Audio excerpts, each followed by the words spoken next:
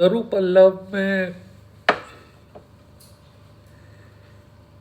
रहा लुकाई छुपे हुए हनुमान जी अब सीता की स्थिति से वाकिफ हो जाने के लिए उन पर राम कृपा होती है।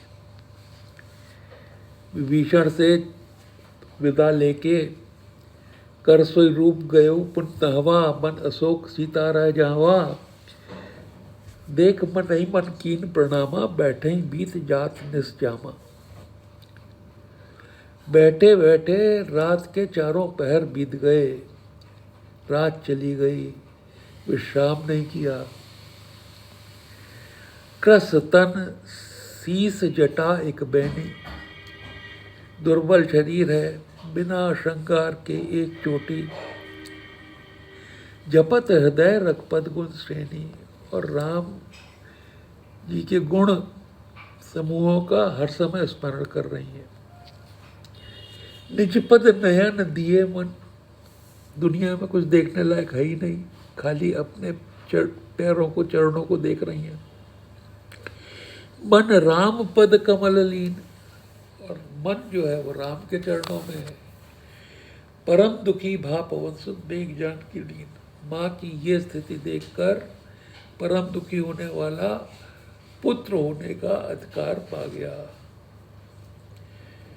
तर पल्लव में राह लुकाई, करई विचार करूं का भाई। जैसे इनके बुद्धि में विचार आता था तुरंत ही शंका का समाधान हो जाता था। इसी को राम कृपा कहते हैं। तो तई अवसर रावण तई आवा, संग नार बहुकिए बनावा। सभी दशानन कहते हैं रावण को।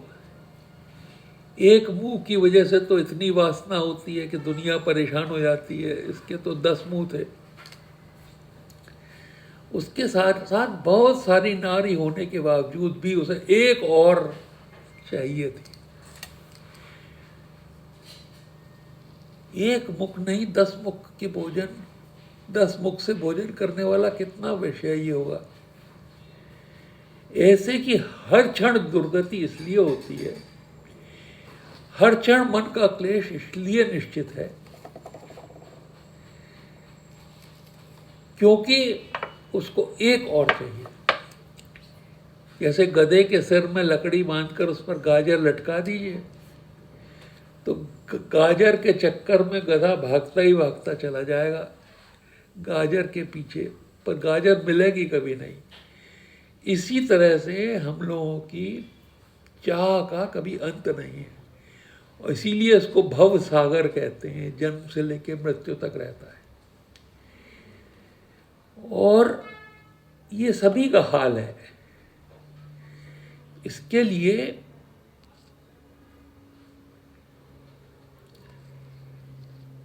अगर हम आवश्यकता से अधिक चाह रखते हैं तो उसको हम कहते हैं लोभ। पर आवश्यकता अनुसार सीता से मांग, मां से मांग लाभ की श्रेणी में आता है। आवश्यकता से अधिक वासना जो है वो मां को माया बना देती है और संगार कारिणी बना देती है। इसलिए माया से या और लोभ से ओ की मात्रा हटा देनी चाहिए। अतिरिक्त पुरुषार्थ से जो कुछ भी अर्जित करें उसको केवल राम काज में लगाएं।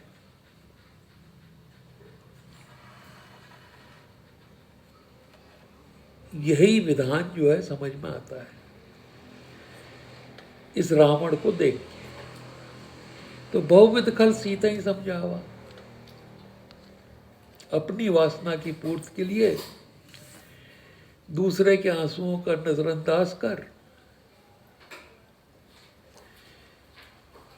जो चलता है उसी के लिए कृष्ण का विनाशाय च दुष्कृताम उद्घोष राम काज में शामिल हो जाता है।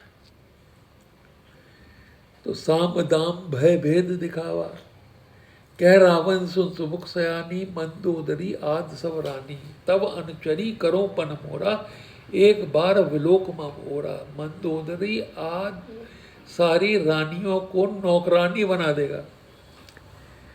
एक बार सीता के उसकी ओर देखने में क्या स्थिति है इन रानियों की। एक बार देखे जाने पर उनको जबरन नौकरानी बना देगा। पत्नियों को नौकरानी समझने वाले अपनी दुष्ट मानसिकता से सचेत हो जाएं। महिलाएं ऐसों से विवाह कदापि न करें। तो तृण धर ओट कहत बैदेही, तृण, घूंघट, बुर्का, हिजाब इस चीज का द्योतक है कि उस समाज में रावण जैसे कुदृष्टि रखने वाले कई पुरुष घूमते हैं, और ये जो है ऐसे समाज पर तमाचा है, क्योंकि ऐसे पुरुष किसी भी सुंदर महिला को अपनी क्षणिक वासना का शिकार बना सदैव के लिए ध्वस्त करने की क्षमता रखते हैं। तो तृण धर ओठ कहत बैदेही, सुमिर अवधपत परम स्नेही, सुन दसमुख खद्योत प्रकाशा। तारे जैसे प्रकाश वाला चरित्रहीन व्यक्ति ये बना दिया लोक विजेता रावण को। कबहू की नलनी करई विकासा, कमलनी क्या तारे की रोशनी में खिलती है क्या। तो ये चरित्रहीन व्यक्ति चाहे कितना भी बड़ा क्यों ना हो, ये कमलनी को खिलाने के में अक्षम है। कमलनी को खिलाने के लिए तो सूर्य जैसा चरित्र वाला और सूर्य जैसा तेज चाहिए। असमन समझ कहत जानकी, खल सुध नहीं रघुवीर मान की। राम बाण की सुध दिलवा रही है। राम बाण तो ऊपर ही बैठे हैं, जिम अमोघ रघुपत कर बाना ते ही भांज चले हनुमाना। कह रही है सठ सूने हरानस मोही, इतना डरपोक है कि लड़के नहीं लाया है, सूने में हर के लाया है। अधम निलज्ज लाज नहीं तो ही, निलज्ज है, लाज नहीं है, चोरी करते हैं। तो समझाने चला था, एक बार विलोक ममोरा, विफलता हाथ लगी, घोर अपमान हो गया सबके सामने। तो आप ही सुन खद्योत सम, अपने को तो तारा और राम ही भान समान, राम को सूर्य सुनकर परुष वचन सुनकर बोला अत के सियान। तो जब वासना पूरी नहीं होती तो क्रोध आता है। वासना से प्रेरित कुचेष्टा, विफलता, सार्वजनिक अपमान और क्रोध से तलवार खिंच गई। मेरी नहीं होगी तो किसी की नहीं होगी, धमकी जान से मारने की। सीता तय मम कृत अपमाना, कठियों तव सिर कठिन कृपाणा। इस कठिन कृपाण से तेरा सर काट दूंगा। नाहित शपथ मान मम बानी, सुमुख होत नत जीवन हानि। या तो मान जा और नहीं तो जीवन खो देगी। पर डरेगा तो वो जिसे सिर कटने का भय हो। सिर कटने से तो राम वियोग से छुटकारा मिल जाएगा ना, तो सिर कटने का भय कहाँ है। बता दिया कि श्याम सरोज दाम सम सुंदर, प्रभुज करी कर समद सिकंदर। श्याम सरोज दाम के समान सुंदर प्रभु की भुजाएं, सो भुज कंठ, या तो वो गले में, कि तब अस घोरा या तेरी तलवार। सुन सट अस प्रवान पर मोरा, या भुजा या तेरी तलवार। इसके अलावा कुछ भी नहीं, ऐसा मेरा प्रण समझ ले। फिर तलवार से प्रार्थना की, चंद्रहास हर मम पर ताप। हे चंद्रहास, मेरा ताप हर ले, जो कि रघुपत के विरह रूपी अग्नि से जीवित है। रघुपत विरह अनल संजात। शीतल निशित बहस बरदारा, अपनी शीतल तीव्र धार से कह सीता हरु मम दोबारा, मेरा दुख हर ले।